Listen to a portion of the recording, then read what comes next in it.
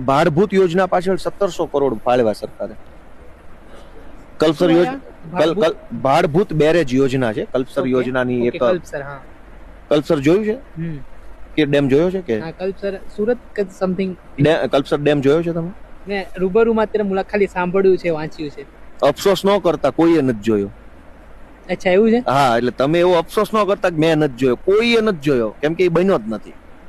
ખાલી બજેટ ખાલી યોજના બની છે 1995 થી. આટલા વર્ષથી યોજના બની છે. દર વર્ષે એમાં આજે આ વખતે 1700 કરોડ છે. તો આ જાય છે ક્યાં પૈસા? ભાઈ કે વસ્તુ જ નથી જમીન પર. તો તમે કોઈને કહેતા નહીં તો કહું. ના, હું નહીં કહું. ખિસ્સામાં. અચ્છા, જો હું ચોંકી ગયો કે કલ્પસર મેં નામ સાંભળ્યું છે પણ જોયું નથી. તો એવો અફસોસ ના કરો, કોઈએ નથી જોયું, બન્યું જ નથી.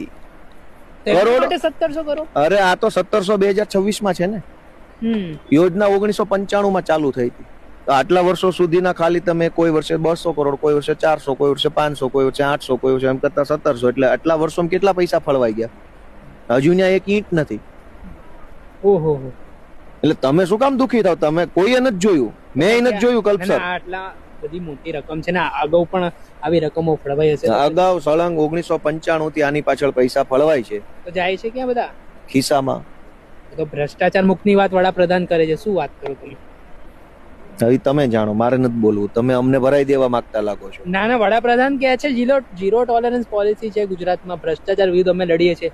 લાલ કિલ્લા પરથી આવું બોલે છે એટલે અમને કેવું પડે એમ કે પછી ભ્રષ્ટાચાર વિરોધી પાર્ટી છે.